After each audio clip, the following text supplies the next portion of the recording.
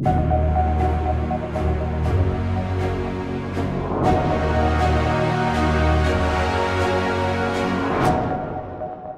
jeudis de l'Iliade.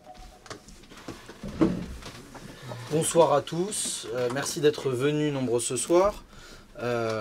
Nous allons recevoir Monsieur Rémi Soulier, essayiste, écrivain, critique, qui va nous présenter et parler de ses derniers ouvrages, dont Les Âges d'Orphée, publié aux éditions de la Nouvelle Librairie, en partenariat avec l'Institut Iliade.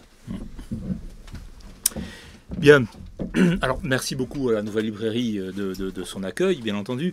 Alors oui, c'est assez amusant parce que je ne vais pas vous présenter en bonne et due forme Les Âges d'Orphée et l'Éther, puisqu'évidemment les livres existent, donc qui s'y intéresse peut toujours aller y jeter un œil, voire les lire de manière cursive et intégrale. Mais avant d'arriver ici, je regardais le site de la revue Éléments, que vous connaissez vraisemblablement, et je vois que François Bousquet, le directeur de la Nouvelle Librairie, vient de publier un article sur le site. Et cet article est consacré à Aragon. C'est amusant parce qu'il se trouve que j'ai fait ma thèse de doctorat sur Aragon. Aragon et Barès, enfin bon, Aragon.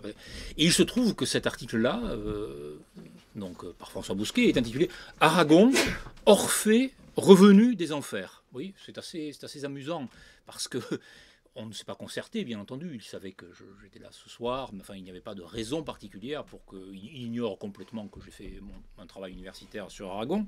Et il se trouve que voilà, à 15-20 minutes de cette rencontre, et je vous remercie d'être présent, et je remercie évidemment Alexandre Lantas et la Nouvelle Librairie de m'accueillir, il se trouve qu'il y a un article qui survient comme ça, Aragon, Orphée revenu des enfers. Eh bien ça, c'est la mise en pratique d'une manière tout à fait immédiate, tout à fait concrète, de ce qu'est l'esprit orphique. Ce que l'on ne calcule pas, ce qui vient comme ça, ce qui doit venir. Et ce sont ces signes un peu qui sont très, très, très révélateurs de peut-être d'une autre facette de notre réalité et de notre monde. Alors, donc les deux derniers livres publiés aux éditions de la Nouvelle Librairie s'intitulent donc Les Âges d'Orphée et l'Éther. Et alors je l'ai fait avec un certain scrupule parce que je me suis dit mais c'est quand même assez étrange, au moins de manière virtuelle, de publier des livres sur Orphée et un livre intitulé L'Éther au moment que nous vivons dans l'actualité, si j'ose dire, qui est la nôtre. Il y a peut-être plus urgent, quelque chose qui requiert beaucoup plus l'essayiste ou l'écrivain ou le philosophe que cette très ancienne figure d'Orphée. Et ne parlons pas de considérations éthériques. L'éther, bon, c'est ce qui est impalpable, ce qui est que l'on ne peut pas saisir. Bon. Et puis je me suis dit, il y a peut-être quand même une raison d'être à la parution de ces deux ouvrages, parution consécutive, c'est que précisément ce que l'on appelle l'actualité, Pierre Boutan disait que ce qui est actuel, c'est ce qui est en acte. Et ce qui est en acte de manière essentielle et peut-être permanente, c'est précisément ce qui est inactuel, c'est peut-être ce qui est intemporel, c'est ce qui demeure. C'est ce qui est immobile, vous savez, c'est l'image taoïste du moyeu de la roue immobile pendant que la roue tourne. Bon. Et je me suis dit qu'Orphée, peut-être, indépendamment des conditions que nous traversons, qui sont difficiles, que je vais décrire de manière très brève, mais vous les connaissez par cœur, je me suis dit que peut-être qu'il y avait là un signal, un retour de cet intemporel, peut-être même de cet éternel, au sens où Platon dit bien sûr que le temps est l'image mobile de l'éternité immobile. Eh bien oui, il y a dans l'éther, il y a dans l'orphisme ou dans la figure d'Orphée quelque chose qui excède la temporalité, l'actualité. On peut l'interpréter au sens nietzschéen d'inactualité et au sens peut-être aussi d'intempestivité, quelque chose qui excède le temps et qui néanmoins est de toujours, comme la tradition, disons. Peut-être la tradition avec un T majuscule au sens guénonien du terme. Donc ce scrupule-là, finalement, scrupule rétrospectif, et qui est presque qui correspond presque à une vision très, très rhétorique liée à notre rencontre. Donc l'inactuel, l'intemporel, l'éternel, à travers ces deux notions, éther et l'orphisme et Orphée. Et puis je me suis dit également, c'est le second scrupule, n'y a-t-il pas quelque naïveté à parler d'éther, à parler d'Orphée, précisément pour les raisons que j'ai indiquées, qui tiennent à notre temps? L'éther, donc ce qui est éthéré, peut être une forme d'idéalisme, bon, alors que la période que nous traversons est assez sombre. Et il me semble, en tout cas, que ce n'était pas le cas. Enfin, en tout cas, la naïveté, ça c'est quelque chose que j'accepte. La naïveté, vous savez, c'est nativus, hein, c'est l'enfant qui naît. Celui qui est naïf, c'est celui qui vient de naître. Mais celui qui vient de naître, c'est quelqu'un aussi qui est émerveillé, hein, qui ouvre les yeux sur le monde et qui s'étonne déjà qu'il y ait autant de choses, qu'il y ait, au fond, qu'il y ait de l'être. C'est déjà le premier mouvement philosophique, hein, à la fois d'émerveillement et d'étonnement. C'est le Thomasein de socratique et platonicien. Mais il peut y avoir aussi, plutôt que parler de naïveté, il peut y avoir aussi une forme de niaiserie. Et je me suis dit, mais quand même, donc parlant d'Orphée, parlant d'éther, est-ce qu'il n'y a pas le risque de considérer que tout ceci relève d'une forme de niaiserie, au fond, et non pas d'enfance et d'esprit d'enfance, au sens, par exemple, évangélique, qui, de ce point de vue-là, est tout à fait exemplaire, mais une forme de puérilité. Bon. Et puis, je me suis dit, non, c'est pas recevable. C'est pas recevable pour quantité de raisons.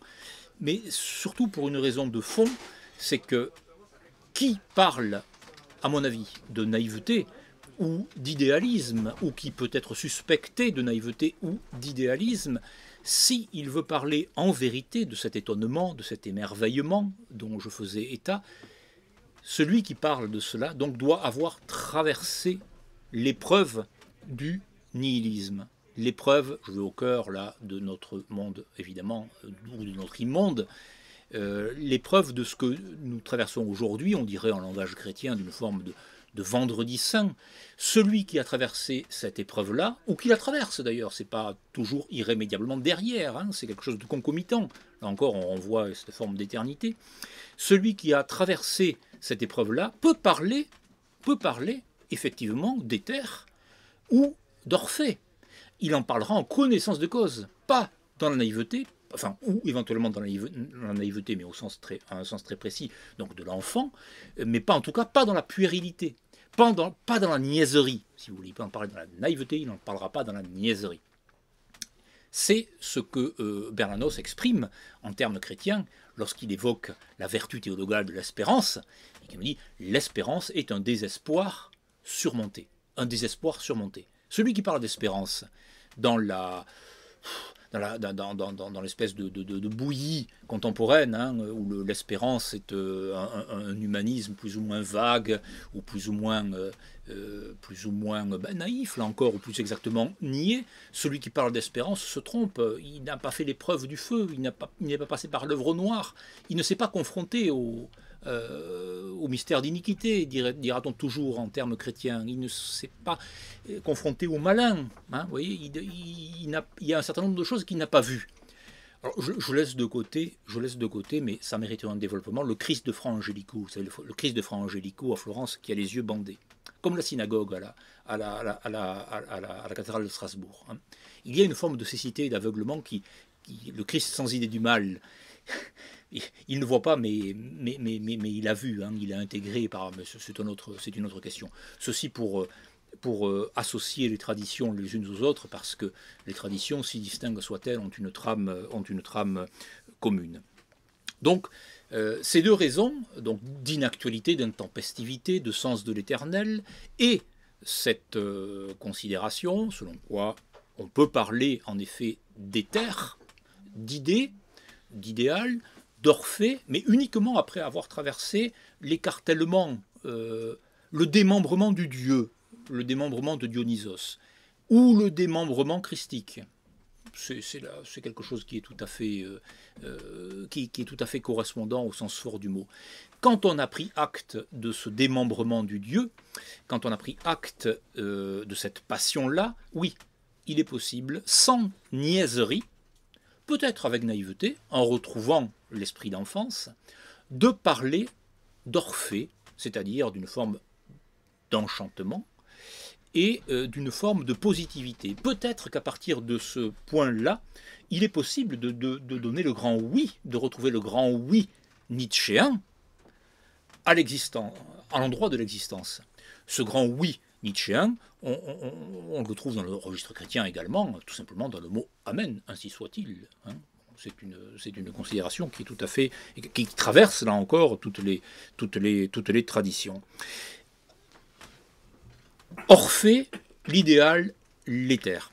Cette œuvre au noir que j'ai évoquée, donc ce moment nihiliste, il y a plusieurs manières de l'appréhender, de le comprendre. Il y a une manière philosophique, il y a une manière métaphysique, si l'on veut, et puis il y a une manière poétique.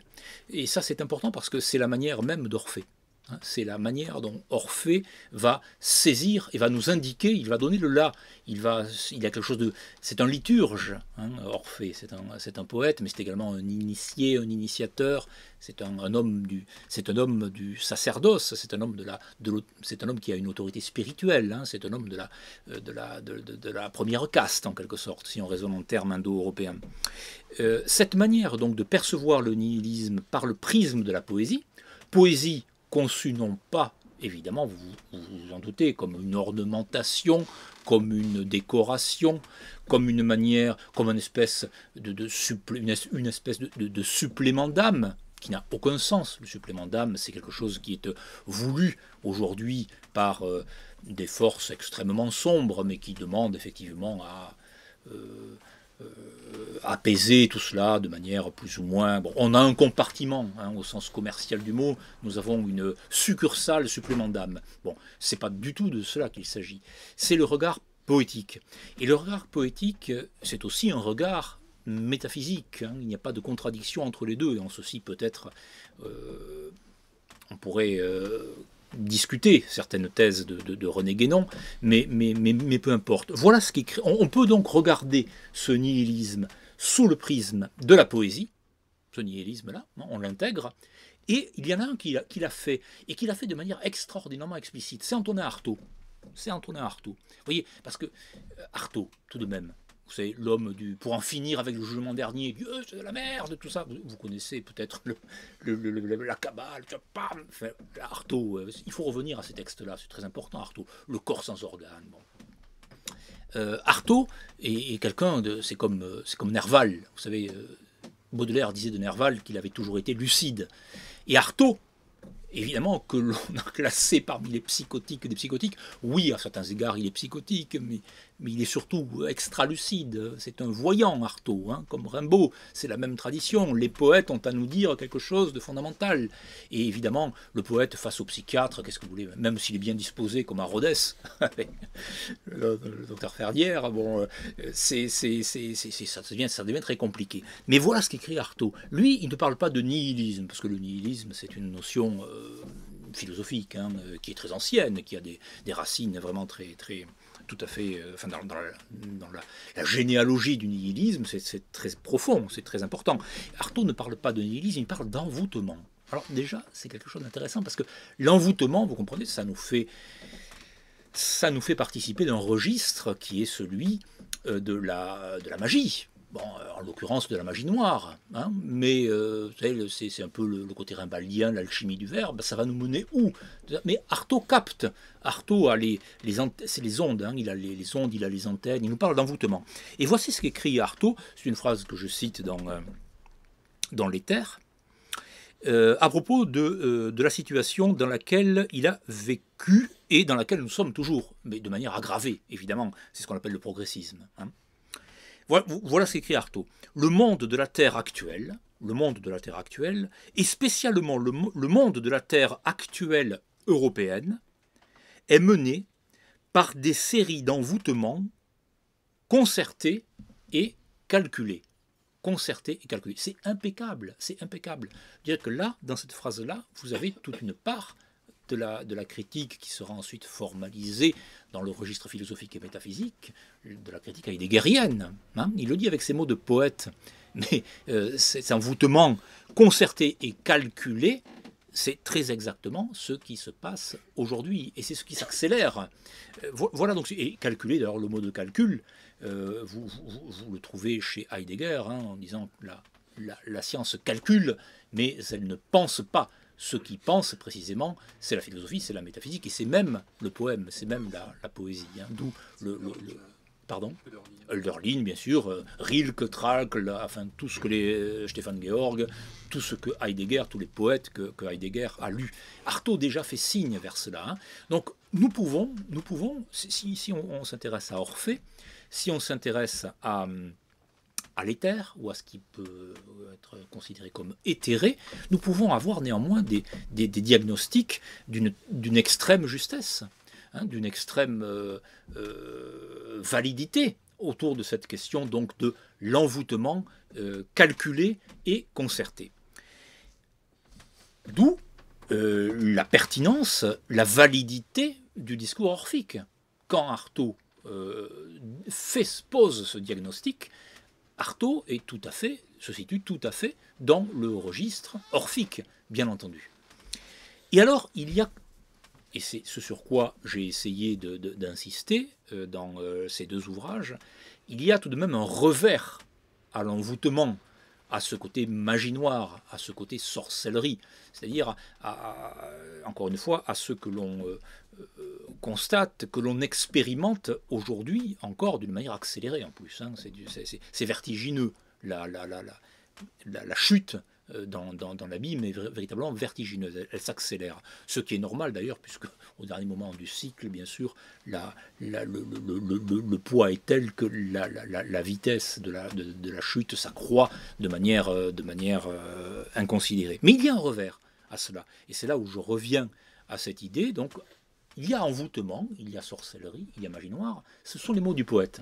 Et ce sont les mots, je répète, qui ont une grande validité métaphysique, une grande validité philosophique. Donc, versant nihilisme, si vous voulez faire un peu plus philosophique. Mais il y a donc un revers, et ce revers qui est toujours présent, c'est ça qui est très intéressant aujourd'hui, parce qu'on le perçoit mal, c'est le revers de l'émerveillement. Le revers de l'émerveillement. Et c'est en ceci que Orphée, qui a connu les deux, hein. Orphée est à la fois apollinien et dionysiaque. Hein. C'est quelqu'un qui sera dans le registre de la louange et de la sympathie et des sympathies cosmiques. C'est ce qui explique évidemment que quand Orphée joue de la musique et quand il chante, les oiseaux, les rochers, les arbres viennent près de lui. Ça, c'est le versant de la sympathie au sens fort, c'est-à-dire de la cohésion, de l'adhésion. C'est une des modalités de l'amour, si l'on veut, et de la magie naturelle, comme dit Pic de la Mirandole. Hein.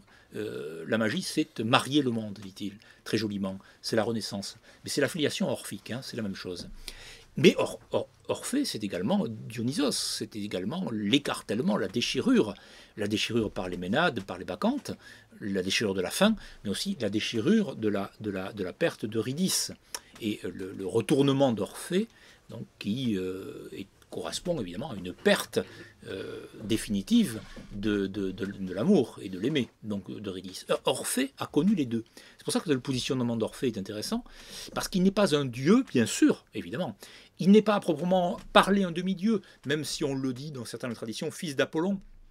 Il n'est pas un héros au sens de la classe des kshatriyas, des guerriers, surtout pas. Ce n'est pas un homme, c'est quelqu'un qui porte la harpe, c'est quelqu'un qui ne porte pas l'épée, quelle que soit la dignité, bien entendu, symbolique et métaphysique de l'épée, ce n'est pas le registre. Mais Orphée est au fond, indépendamment de ce caractère sympathique ou antipathique par ailleurs, c'est quelqu'un d'assez humain, enfin, c'est quelqu'un dans lequel on peut, c'est quelqu'un d'inspiré, mais c'est quelqu'un qui n'est pas très très loin de l'humanité ordinaire. C'est quelqu'un qui nous dit, voilà, il y a des possibilités qui peuvent être explorées, qui peuvent être explicitées, qui peuvent être vécues à mesure de l'humanité, à la mesure même de l'humanité, au risque de la démesure éventuellement, mais ça c'est une confrontation qui est tout à fait permanente en quelque sorte. Donc cet émerveillement que nous indique Orphée, dans le mot émerveillement, vous avez éveil. Ça c'est très important parce que c'est-à-dire que la poésie et l'émerveillement devant l'être, devant le monde, suscitent un éveil. C'est comme dans la tradition du Vedanta, dans la tradition hindoue, vient un moment où ce qu'on appelle l'identité suprême, je n'entre pas dans les détails, mais il y a un moment où la certitude d'être partie prenante de l'absolu survient, en quelque sorte. Hein, c'est-à-dire que, indépendamment de toutes les divisions, de toutes les séparations, de toutes les déchirures, j'ai évoqué Dionysos, de tous les démembrements, il y a un sentiment tel de l'unité que ce qui va dominer, c'est précisément cette joie unitaire, hein, ce moment à proprement parler divin.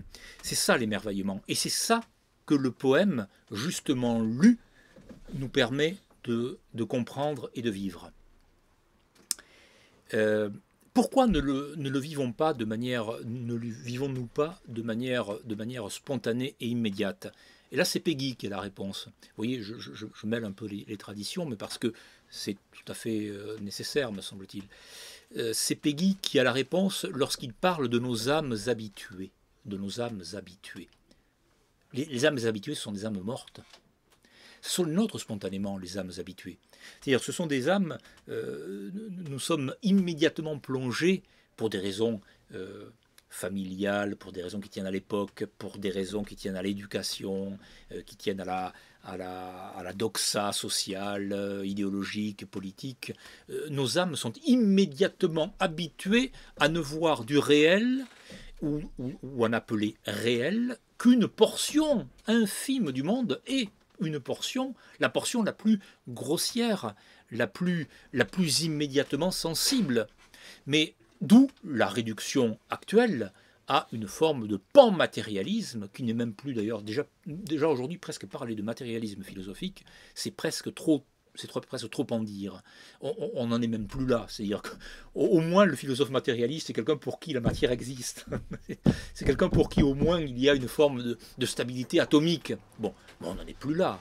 On n'en est plus là. Même ceci a volé en éclats. Non, le seul culte que nous vouons aujourd'hui, je ne parle pas nous ici, mais enfin que notre temps vit, le seul culte qu'il professe, fût-ce à son corps défendant, c'est le culte du néant, c'est le culte du non-être. C'est le culte du rien, véritablement. Bon, eh bien, il faut se déshabituer l'âme, va dire Peggy. On peut le dire en d'autres termes. Quand vous tuez l'âme, enfin, avant de tuer l'âme, vous en faites une mécanique. D'abord, vous la niez. Vous dites non, l'âme, ça n'existe pas.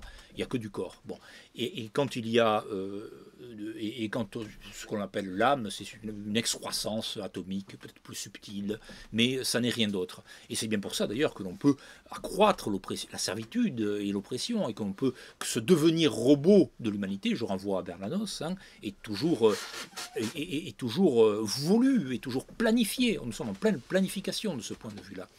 Parce que vous comprenez bien que c'est impossible si l'âme existe.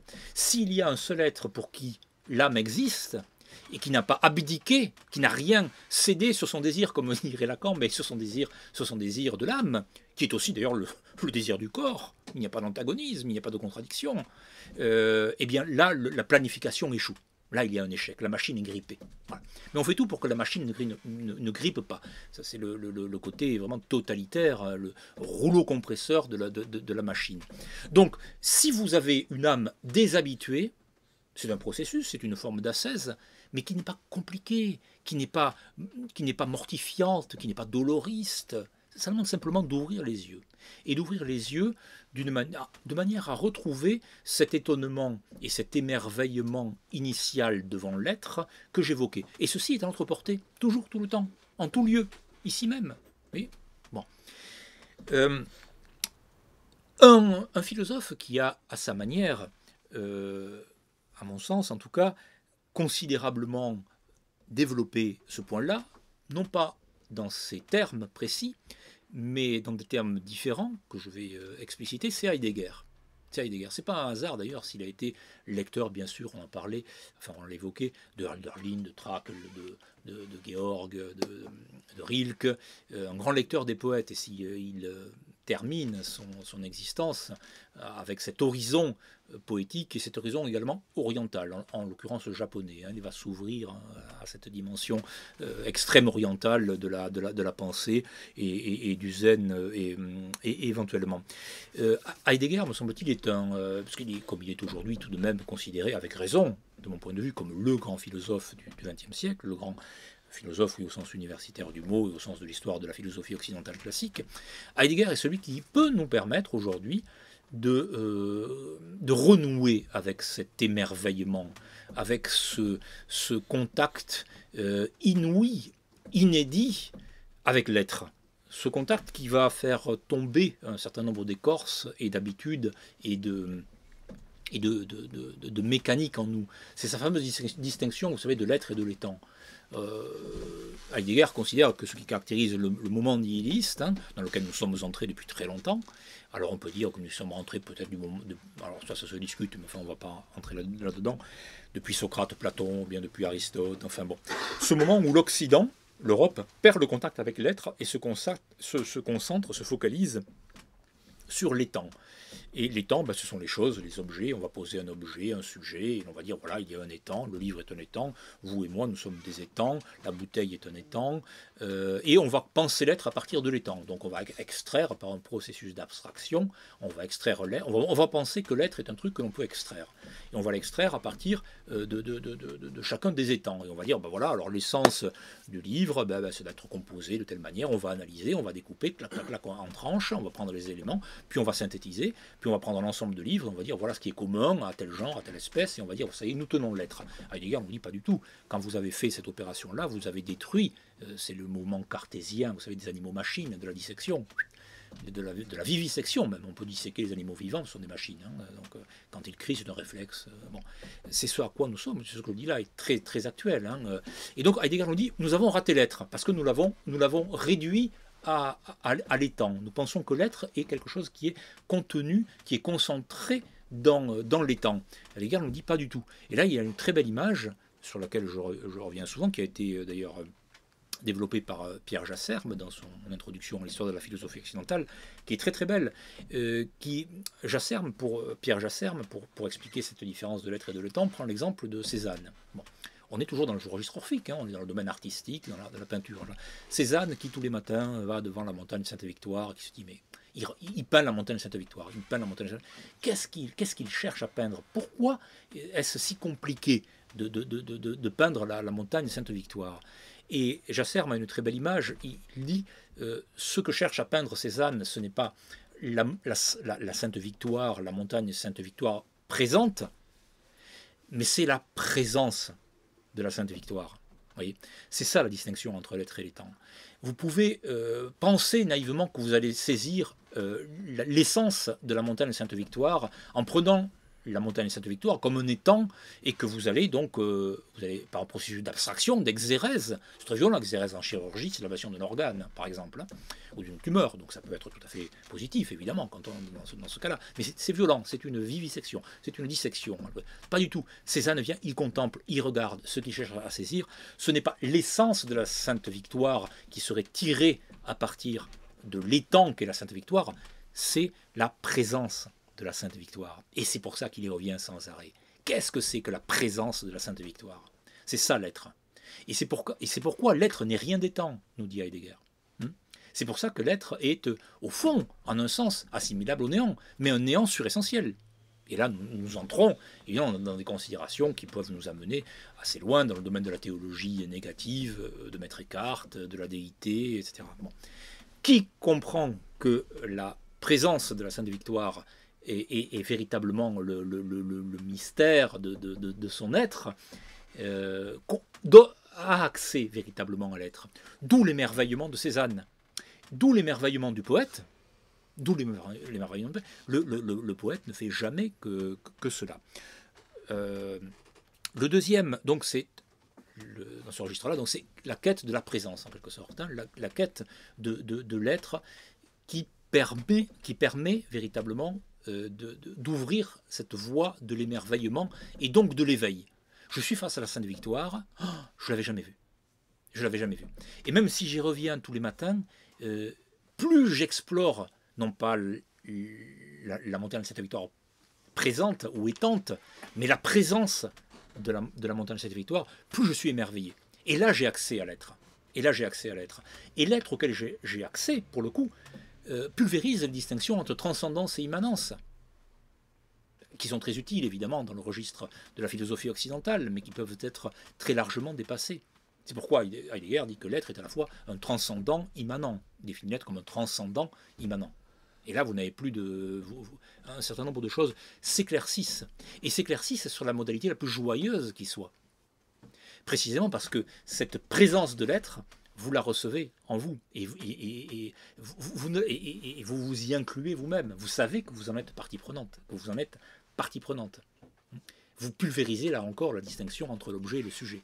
Vous ne vous pensez plus comme sujet face à un objet sur lequel vous aurez une emprise, ça c'est le moment cartésien, hein, comme maître et possesseur de la nature, mais vous vous sentez partie prenante, en sympathie, au sens fort, voire en antipathie, parce que admettons que la montagne de cette victoire sont un volcan, il y a aussi un versant sombre, hein, un versant qui peut être potentiellement tragique du monde, mais vous en faites partie, vous en êtes partie prenante, vous n'êtes pas séparés, contrairement à ce qu'on dit. Et si vous n'êtes pas séparés, lorsque vous avez mis fin à ce processus de séparation, c'est là où vous êtes dans l'éblouissement, vous êtes dans l'émerveillement.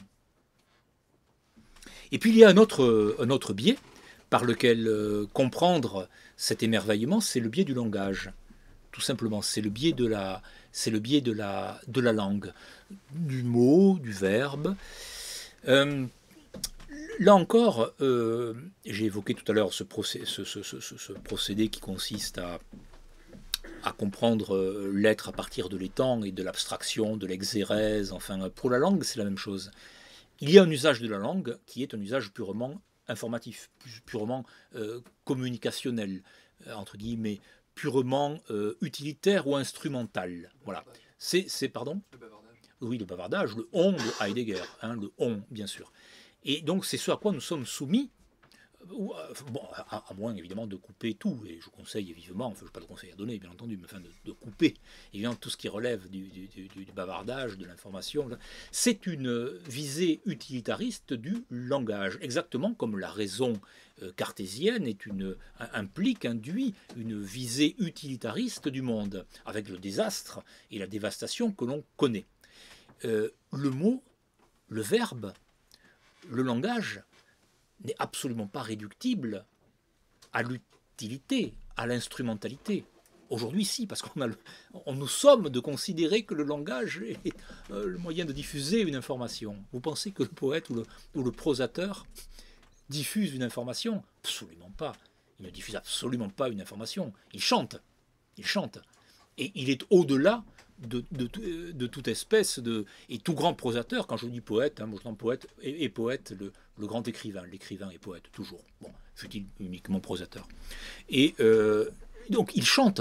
Et c'est par ce chant-là qu'il rejoint véritablement ce que Pythagore appellerait la musique des sphères. Enfin, donc il y a aujourd'hui un usage de la langue qui est même d'ailleurs, vous l'aurez noté, pour ceux qui ont encore accès aux immondes médias, vous aurez noté que le langage lui-même n'est même plus instrumental, que l'on est descendu encore d'un étage et que le langage est réduit à une forme de borborigme, c'est-à-dire à une forme de barbarie, tout simplement. Alors encore, je reviens sur cette idée, c'est du progressisme appliqué. Le progressisme appliqué, c'est ce passage du chant au borborigme.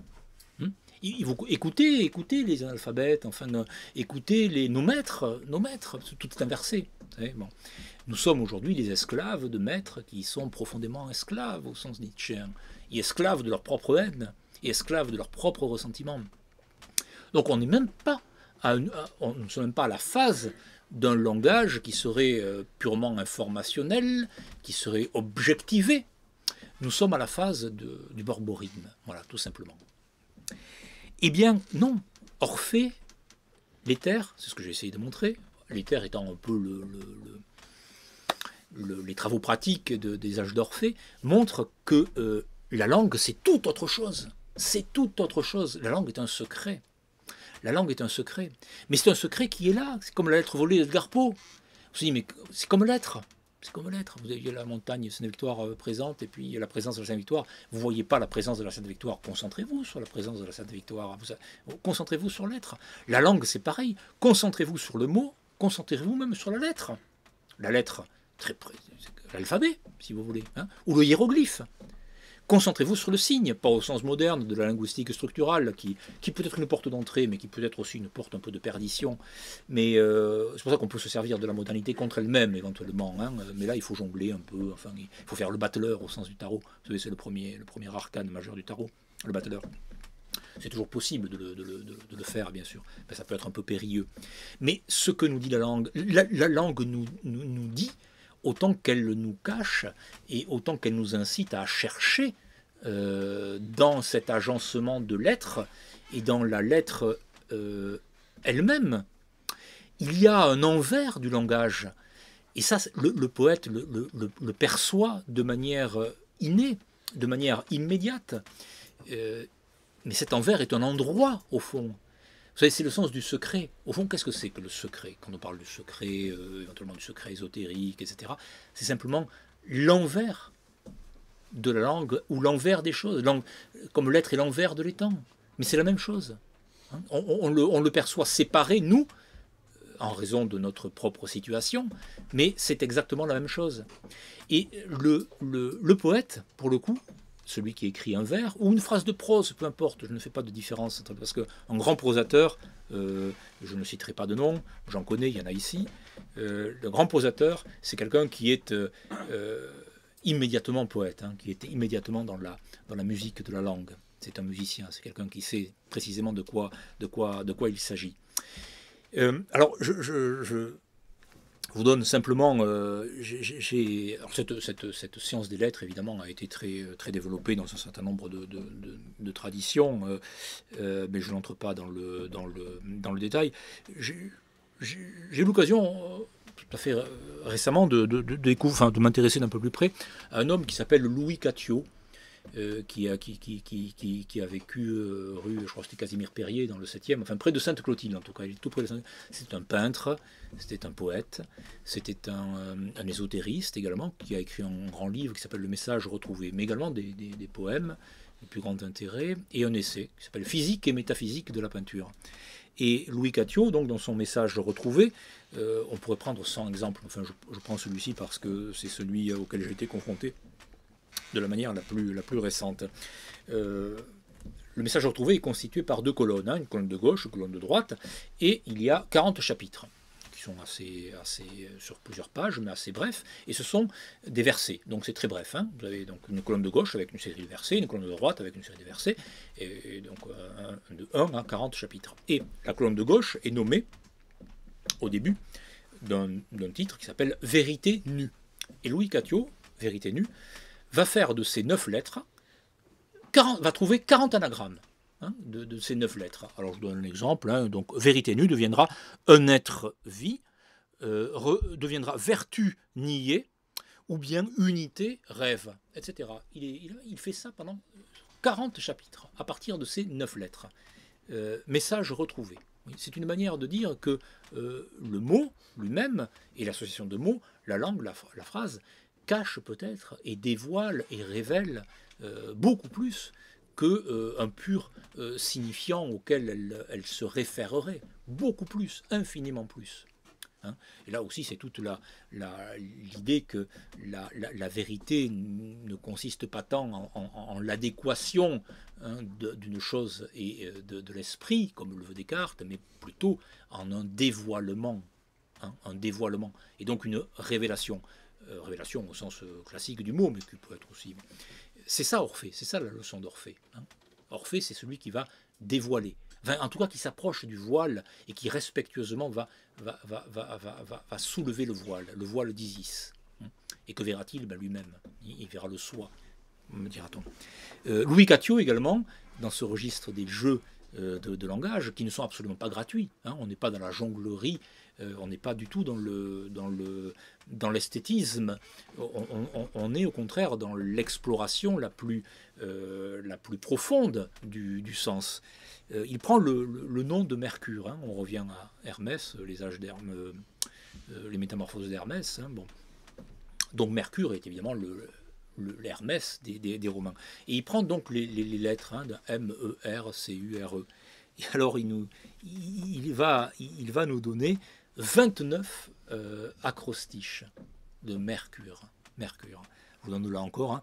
Message égaré retrouvé comme un royaume enseveli. Voilà, Mercure, vous entendez ça. Message égaré retrouvé comme un royaume enseveli. Mer éparse, regardez comme unis, réservés, enfouis. Voilà, vous en avez 29 comme ça, dans le message, dans les poèmes de Louis Cattiot, et pour ce qui est des anagrammes, dans le message retrouvé. C'est très intéressant parce que la langue, dans ce cas-là, qui est issue du génie poétique, mais qui n'est pas issue à proprement d'un travail, qui est issue d'une inspiration, du pneuma, du souffle. C'est quelque chose qui est soufflé, qui ne résulte pas d'une violence, encore moins donc de cette abstraction, de cette exérèse dont je parlais, mais d'un don, d'un accueil simplement. Le poète, c'est celui qui est, comme Orphée, c'est celui qui est absolument ouvert. La volonté, pour le coup, et surtout pas la volonté de puissance, bien sûr, n'entre pas en ligne de compte.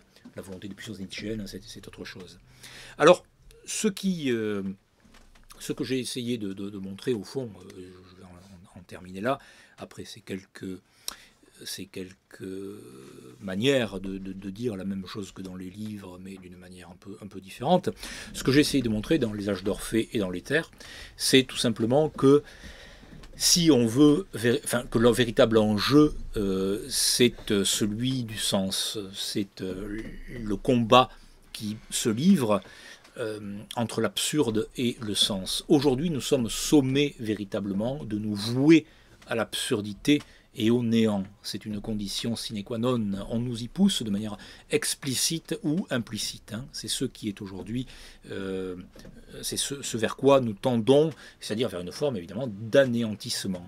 Eh bien, les âges d'Orphée et l'Éther sont écrits, à leur mesure tout à fait modeste, pour témoigner pratiquement, parce que l'écriture est une pratique bien sûr, en faveur au contraire du sens. C'est-à-dire d'un univers à la fois microcosme et macrocosme. Microcosme, celui que nous sommes, macrocosme, celui dans lequel nous évoluons, celui que nous regardons, par exemple les étoiles le soir ou avec le soleil la journée.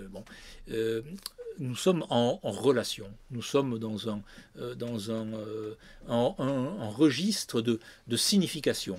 Ces significations ne sont pas des significations, n'appellent pas un mouvement paranoïaque, parce que là encore, il ne faut pas sombrer dans la psychose. Je veux dire par là que la tentation, éventuellement, serait de voir du sens partout, tout le temps. Mais ça, c'est le propre du paranoïaque, qui va tout expliquer, tout en dans telle feuille, tel oiseau, tel passage, etc. Bon, là, on déborde, c'est un excès, bien entendu, c'est une démesure du côté de la...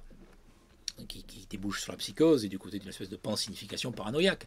Mais si vous gardez la mesure et si vous gardez l'équilibre dans ce regard-là et dans cette reconnaissance du sens que vous ne construisez pas, c'est un sens qui n'est absolument pas subjectif. C'est pas vous qui construisez votre sens. Ça, c'est toléré encore aujourd'hui. Aujourd'hui, c'est toléré. On va dire, vous bricolez votre sens. Au fond, vous faites ce que vous pouvez. C'est bon. Non, mais si vous accueillez le sens qui est là, immédiatement présent, dans ce cas-là, vous êtes fidèle à Orphée et vous êtes fidèle à l'expression à la fois belle et émerveillée de ce sens-là.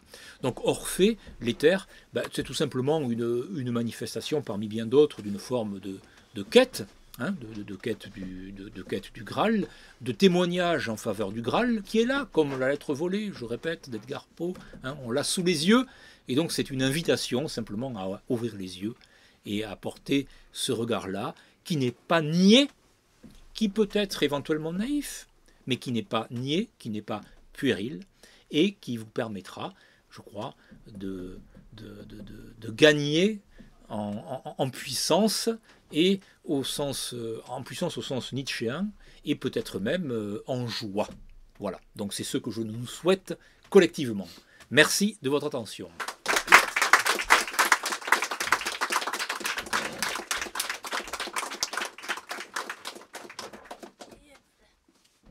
C'est maintenant un temps de questions. Si vous en avez, Si vous en avez. Oui. C'est pas.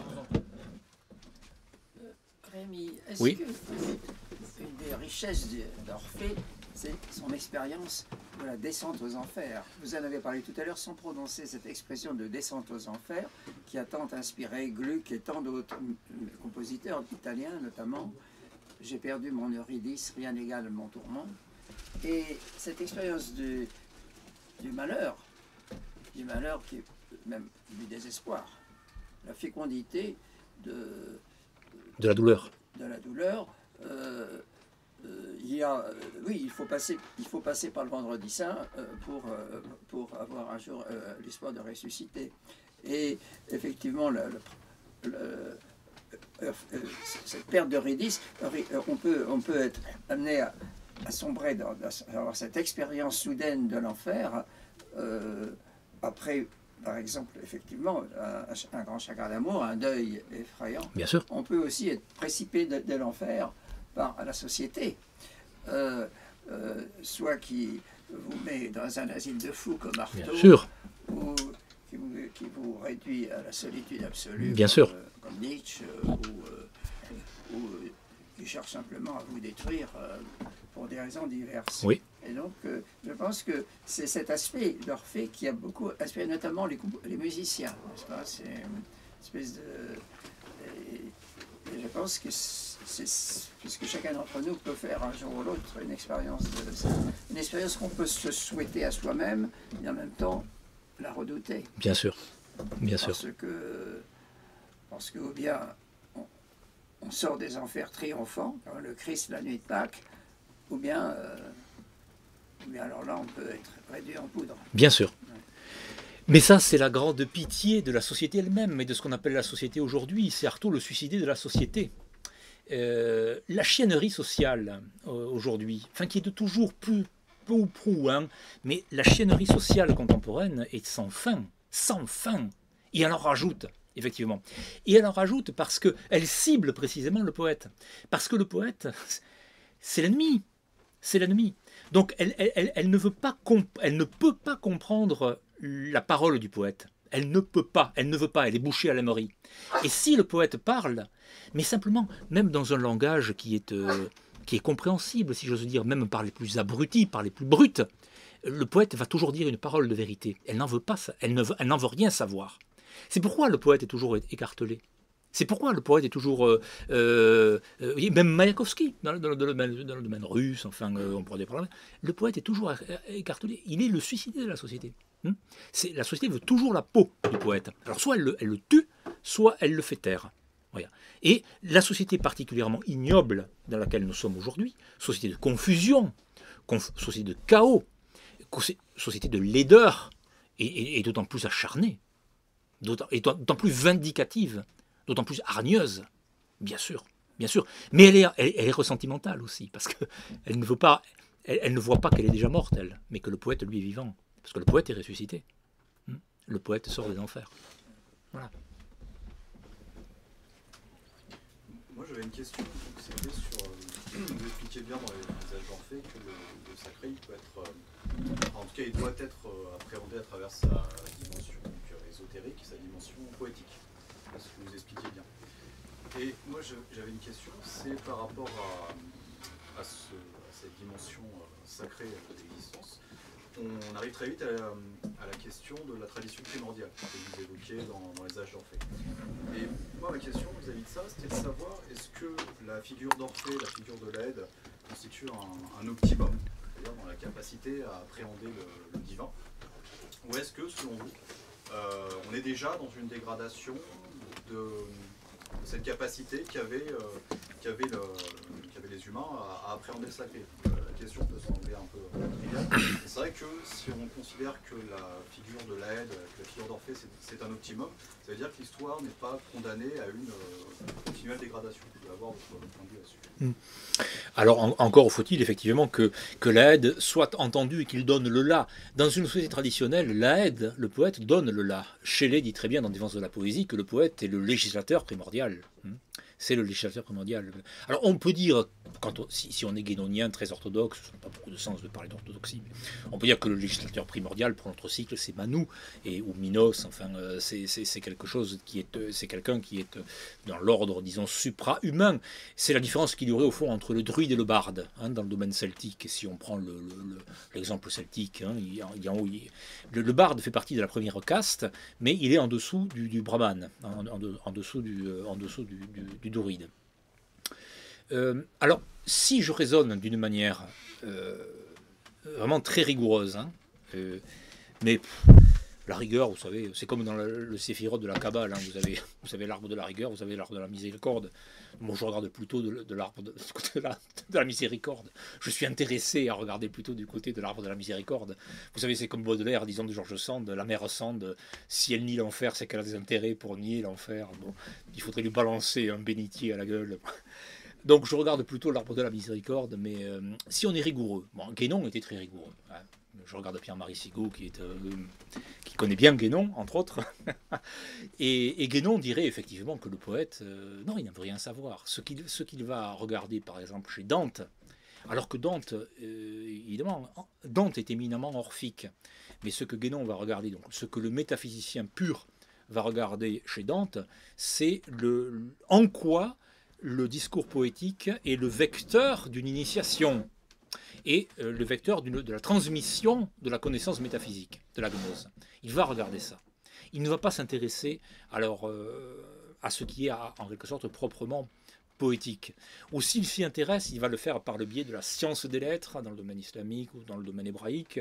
Donc comment la lettre kabbalistique ou la lettre coranique, enfin, c'est l'alchimie des lettres en quelque sorte. Hein. Il va regarder, mais il ne va pas prendre le poète en considération lui-même, parce qu'il considérera effectivement que le poète est de toute façon se situe en deçà du métaphysicien. Bon. En ce qui me concerne, mais c'est une manière vraiment très, très subjective de voir les choses, je crois que c'est la poésie qui aujourd'hui, parce que même en étant guénonien, quelle est la possibilité initiatique aujourd'hui en Occident? Zéro, enfin, c'est quasiment rien. C'est Vola qui a raison sans doute de ce point de vue-là. En revanche, il y a la trame, la source poétique, qui compte, la source cachée, comme disait Boutan, hein, après les abeilles de Delphes, la source cachée qui court toujours dans l'histoire occidentale. Et cette source cachée, ce sont les poètes, fût-ce parfois, quand je dis poète, je dis écrivain, hein, c'est la même chose, mais fût-ce parfois à leur corps défendant, sans le savoir, qui en sont les transmetteurs.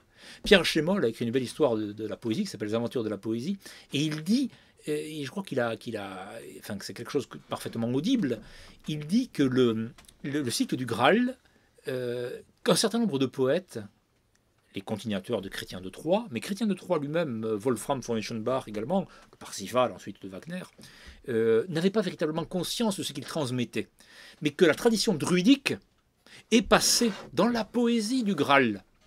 Eh bien, c'est quelque chose à quoi j'adhère. Je crois que les poètes, et à mon avis, enfin, ça dépend des poètes, mais plus ou moins consciemment, aujourd'hui, plus ou moins consciemment aussi, mais sont les transmetteurs de ce fil d'Ariane. Et c'est pour ça revient à ce que vous disiez, c'est pour ça qu'ils sont dangereux, c'est pour ça qu'ils doivent être pointés du doigt, sauf à avoir des poètes officiels, à la soviétique. On va vous dire, ça c'est un poète, ça c'est un écrivain, etc. Richard Millet serait là, il dirait Leila Simani, bon, voilà, pour donner un exemple. Voilà, je ne sais pas si j'ai répondu. Moi, je crois que on peut considérer d'un point de vue métaphysique pur que le poète, effectivement, a une action, en quelque sorte, secondaire, mais c'est très noble d'avoir une action secondaire, on n'est pas toujours premier, enfin. Ou bien on peut considérer qu'il est véritablement un transmetteur, et donc, d'une certaine manière, un initiateur. Vu la situation actuelle, oui. Ça semble plus logique de voilà. s'appuyer sur le poète que sur celle du pur métaphysicien.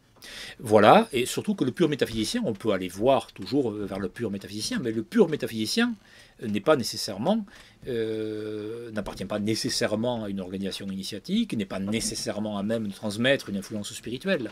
Le poète transmet au lecteur qui a l'oreille, hein, ou le troisième œil, ou qui voit, Mais au lecteur, le poète et le lecteur, c'est le même. Hein. Donc on en revient, c'est le même. Mais celui qui est réceptif au poète, au prosateur, il reçoit. Il reçoit. Il est lui-même enthousiaste au sens de l'étymologie, lui-même possédé par le Dieu. Fût-ce au corps défendant du poète, d'ailleurs, éventuellement. Mais là, c'est une trame qui fonctionne toujours, de mon point de vue. Mais c'est expérimental, ce que je vous dis. C'est expérimental. D'où l'intérêt encore de tarir cette trame-là, parce que la société n'en veut pas. Surtout la société aussi vile que la nôtre. Une société d'une vilainie permanente. Alors n'en parlons pas, dans ce cas-là, c'est intolérable. La psychiatrisation de celui qui a cette oreille-là, qui a cette musique-là en lui, c'est quelque chose de parfaitement envisageable aujourd'hui. Ça l'a été en URSS, etc., mais ça l'est aujourd'hui. Ça l'est aujourd'hui, pour une part. On descend. Excusez-moi, vous avez dit qu'il fallait se déshabituer l'âme aujourd'hui, que c'était nécessaire, et en conseillant Heidegger comme auteur, est-ce qu'il y a un ouvrage de référence que vous conseilleriez de Heidegger ou bien d'autres auteurs et ouvrages propices à se déshabituer l'âme?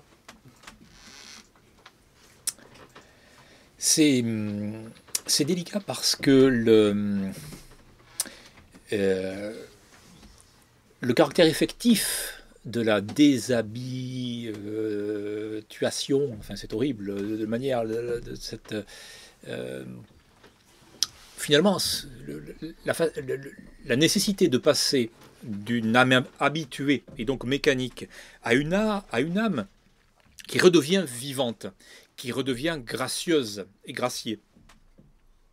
Si on le dit en langage chrétien et exotérique, c'est-à-dire à une âme vivante, par opposition à une âme morte, c'est presque, je serais presque tenté de le dire qu'il faut plutôt un mantra en quelque sorte, c'est-à-dire une phrase, un vers, un poème, médité par exemple sur cette formulation de Péguy, hein, l'âme habituée. Je ne veux pas d'une âme habituée. Eh bien, je crois que ça c'est déjà quelque chose qui peut ouvrir un certain nombre de perspectives. Après, la lecture en elle-même, c'est ambigu parce que si vous abordez la lecture uniquement dans une perspective d'érudition, on n'aura rien en fait. L'érudition est de toute façon stérile. Enfin, elle peut servir à faire une carrière universitaire, mais elle ne servira pas nécessairement, loin s'en faut, à ouvrir l'âme. Donc, il me semble que, vous voyez, j'aurais tendance à conseiller la lecture des poètes. Parce que je pourrais donner des titres de Heidegger, c'est vrai. Mais non, la lecture des poètes, y compris des poètes les plus qui paraissent les plus simples, un Maurice Fombeur par exemple, un René Guicadou. Moi j'ai découvert René Guicadou grâce à mon professeur de français quand j'étais en 5e. Il nous a fait en 5e, vous vous rendez-vous compte, en 5e. Je ne suis pas si fossile que ça. Donc c'était les années, le début des années 80, en 1980, 1970, ouais 80 peut-être. Il nous faisait lire René Guicadou, Maurice Fombeur et Nerval, les chimères. Moi, j'ai été confronté aux chimères. À Decazeville, en Aveyron, petite ville industrielle, ouvrière. Je lis en 5e, je lis Nerval. Je lis Cadou, je lis Fombeur. Il se passe quelque chose, et quelque chose que je n'ai jamais oublié, enfin, qui est... Eh bien voilà, je crois, lire les poètes. Lire les poètes. Peut-être avant les philosophes, les métaphysiciens. Même les poètes les plus simples, je l'ai. Avertis les chevaux que la terre est sauvée, dis-leur que tout est bon, des ciguës et des ronces. René Guicadou. Là, vous avez un viatique. Vous avez un viatique. Et si vous l'intégrez, si vous vous en nourrissez, après tout, toute la question, c'est celle de, comme disent les savantasses, dirait Léon Blois, de l'innutrition. Si vous l'ingérez, si vous le digérez, si vous le faites vôtre, ça devient véritablement une connaissance. Et vous en vivez. Et vous en vivez. Et quand vous ouvrez les yeux, clac. Avertis les chevaux que la terre est sauvée, dis-leur que tout est bon, des ciguës et des ronces. Vous dire, ben oui, effectivement. Il a raison. Il a raison, Cadou. Cadou meurt à 30 ans. Il meurt à 30 ans. 30 ans. Incroyable.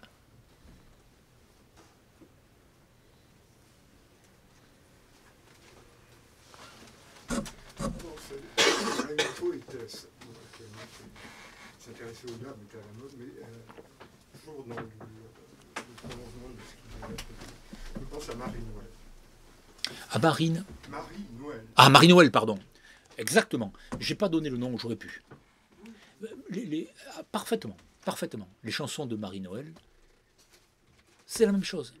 Je parlais de Fombeur précisément parce que c'était la 5e, Nerval, Cadou, etc. Marie-Noël, mais évidemment.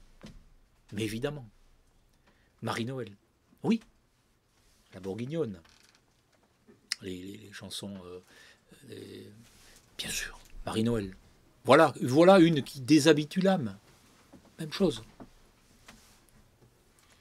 Je me demandais simplement, donc en croisant les nombreuses études sur les neurosciences, que ce soit aussi l'étude des religions, l'étude de l'art et autres, si tout simplement le concept de divinité n'était pas simplement, notamment je fais allusion à la peinture qu'il y a sur la chapelle Sixtine, au fait que l'homme a besoin de croire. L'homme a besoin d'un Dieu pour pouvoir aller de l'avant et tout ça, sauf que quand on étudie les neurosciences, on voit par exemple que le cerveau se régénère et que via certaines méditations, que via certains états d'esprit, que l'on peut notamment avoir plus facilement en écoutant certaines notes, certaines fréquences, ou en allant dans certains lieux bien précis, donc par rapport à la géométrie sacrée, on est capable de se ressourcer, on est capable de s'auto-guérir, on est même capable de vaincre Alzheimer, d'une certaine façon. Je me demande de ce fait, est-ce que tout simplement le concept de divinité, sans bafouer les croyances de chacun, je précise, ne serait pas simplement l'équivalent du veau d'or, juste en fait si on croit en nous, si on étudie les bonnes choses, on pourrait, alors c'est un bien grand mot que je veux dire, mais arriver au fameux statut divin que l'on prête à une entité inconnue en fait. Est-ce que ce ne serait pas une métaphore juste parce qu'on a peur de découvrir certaines choses, d'explorer notre corps, notre cerveau? Est-ce que ce ne serait pas tout ça des sens cachés? Alors, je crois qu'il y a... Vous avez vu un peu la perspective dans laquelle je me situe, qui est celle, si on devait parler d'une inscription métaphysique, on parlerait de la perspective dite de non-dualité. Donc, si vous dites en effet qu'une part de nous-mêmes est proprement divine, c'est un bien grand mot, attention, c'est à prendre avec beaucoup de pincettes. Avec beaucoup de pincettes, bien sûr, mais qu'il y ait en nous une part de l'esprit, à proprement parler, part inexplorée. Je crois, moi je ne suis pas du tout au fait, parce que je ne suis pas du tout, je ne me situe pas du tout dans le registre du concordisme, enfin des relations entre théologie et science, ce n'est pas du tout mon registre. Mais je crois que la part du cerveau que l'on connaît aujourd'hui au sens de la connaissance scientifique, on dirait de la connaissance profane éventuellement, est infime. Enfin, on connaît très peu des capacités de notre cerveau. Donc c'est toujours à certains égards un trou noir, enfin en tout cas ou un continent noir, si j'ose dire, comme Freud le disait de la femme, de la féminité. Donc qu'il y ait en nous, bien sûr, quelque chose de bien plus, qui soit irréductible à notre horizon contemporain plus ou moins borné, oui, bien entendu, mais ça ne me paraît pas du tout contradictoire avec des perspectives plus vastes. La notion de soi dans l'hindouisme, d'Atman qui est Brahman, c'est une manière non pas de répondre à la question, parce que la question ne se pose pas d'une réponse, mais en tout cas de s'approcher de cette présence en nous, bien sûr. Mais qu'il faut se garder de concevoir de manière trop subjective, bien sûr, trop personnelle, mais qui excède notre moi, bien entendu, mais qui est présente en nous. Oui. Je ne vois pas trop de contradictions, si vous voulez. Voilà. C'est les vertus de la pensée non-duelle, c'est de la non-dualité, parce que c'est une pensée qui englobe et qui n'exclut pas.